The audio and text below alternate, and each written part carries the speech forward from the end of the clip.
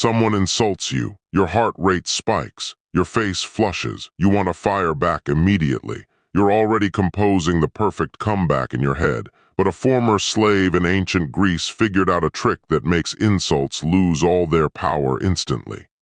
Epictetus said the insult itself is neutral. The pain you feel, you're creating it yourself. Once you see how, you can never unsee it. Most people think insults hurt because words have power. They don't. Not on their own. When someone says something cruel about you, the words are just vibrations in the air. They're neutral. What makes them sting is the opinion you attach to them. You hear the insult. Then your mind does the real damage. You tell yourself it must be true, or you tell yourself it's unfair, or you decide this person's judgment matters. Any of those thoughts and the insult lands hard. Without those thoughts, the words just disappear. Epictetus understood this better than almost anyone. He was born enslaved. He lived under a master who could torture him, humiliate him, treat him as less than human. And yet Epictetus achieved something extraordinary. He became unshakable, not because nothing bad happened to him, not because people stopped disrespecting him, but because he saw through the mechanism. He learned where the real hurt comes from. He wrote in his Discourses that the person who insults you isn't the one doing the damage. Your own judgment is. He said it clearly.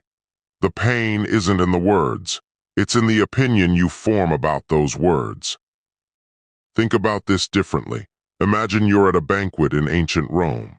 The host goes around the table offering food.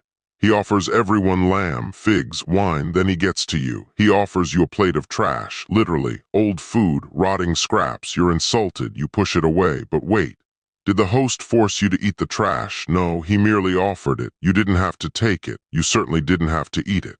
Insults work exactly the same way. Someone offers you a plate of harsh words. You can refuse it. You don't have to accept it. You don't have to chew on it. You don't have to digest it. The offer isn't the problem. Your decision to accept is. This is where Epictetus gets radical. He says you have a choice with every insult. You can choose your response, not always what happens to you, but always your response to what happens. Someone calls you stupid. You can agree, you can disagree, you can laugh, you can examine it, you can ignore it.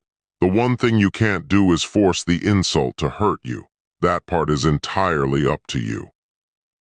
There are 4 ways to handle an insult without letting it damage you. The first is to agree with it and disarm it completely. Epictetus suggested this sometimes. If someone insults your poverty, you say, yes, I am poor, and so what? If someone calls you ignorant about a topic, you agree, I don't know that, true. When you agree, you take away the power. The insult was meant to provoke you into defense, but you didn't defend, you acknowledged, you disarmed. The second way is to ignore it entirely. This sounds simple, but it's hard to do. It means someone says something harsh and you just let it pass through you like wind through columns. You don't resist. You don't engage. You don't even think about it. It just passes. Some people think this is weakness. It isn't. It's strength. It takes more power to let something pass than to fight back. The third way is to reframe it with humor. You don't mock the person who insulted you. That would be reactive. Instead, you see the absurdity in the situation. Someone angry at you is someone suffering. Someone trying to hurt you with words is someone out of control. That's actually funny in a sad way. When you see that, the insult stops landing. The fourth way is to examine the insult honestly. Is it true? Does this person have any real knowledge of the subject? If the answer is yes and the insult is true, then it's not an insult. It's feedback. Feedback you can actually use. The Stoic examines everything. But here's what happens in real life. You get insulted and it stings. It stings badly. Your first reaction is to assume the insult is true. Or you assume the person saying it knows what they're talking about. Or you decide it matters. But Epictetus asks you to pause and notice something. If an insult stings, it's because you haven't fully accepted something about yourself. You're insecure about your body. Someone insults your body and it stings. You haven't made peace with your financial situation. Someone comments on your money and it hurts. You're uncertain about your intelligence. Someone questions your judgment and it wounds you. The insult isn't really the problem. You're just discovering where your own resistance is. This is almost a gift. An insult is like a diagnostic tool. It shows you where you still have fragility. It shows you where you haven't done the inner work. And the solution isn't to ignore that fragility forever. It's to examine it, to make peace with it, to accept the parts of yourself you haven't accepted. Once you do, the same insult will bounce right off you. You won't even feel it. A critic who would have devastated you becomes powerless. Now think about your actual life. You're online, you read a comment. Someone called you stupid or ugly or a terrible parent or a failure. Your stomach tightens, your mind races. You want to respond, you want to defend, but what just happened? Someone offered you a plate of insults. They don't know you. They know nothing about your life. They're probably struggling with their own pain, and yet one sentence from them has hooked your entire nervous system. Epictetus would ask you a question. Did this person force you to feel hurt, or did you accept the plate they offered?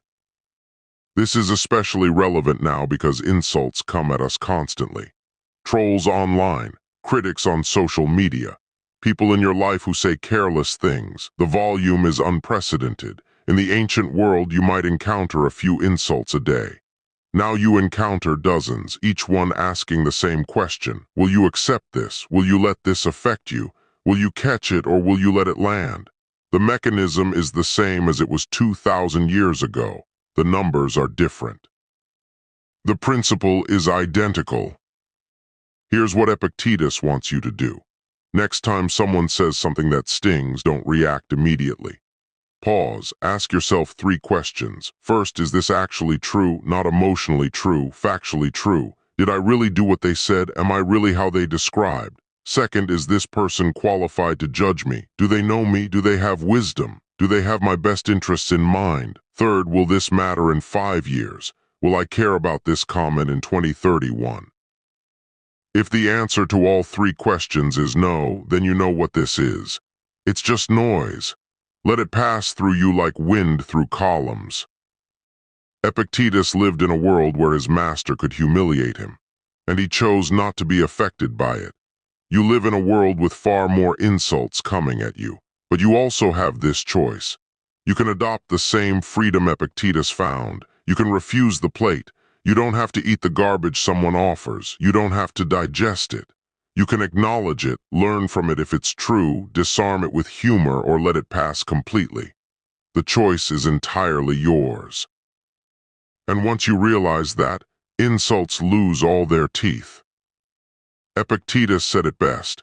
It is not he who reviles you who insults you, but your opinion that these things are insulting. That single sentence contains everything you need. The power isn't in the words of others. It's in your judgment. And your judgment is the one thing you absolutely control. If you want to learn more about Stoicism and how to take back control of your inner world, subscribe to the channel. New videos every week.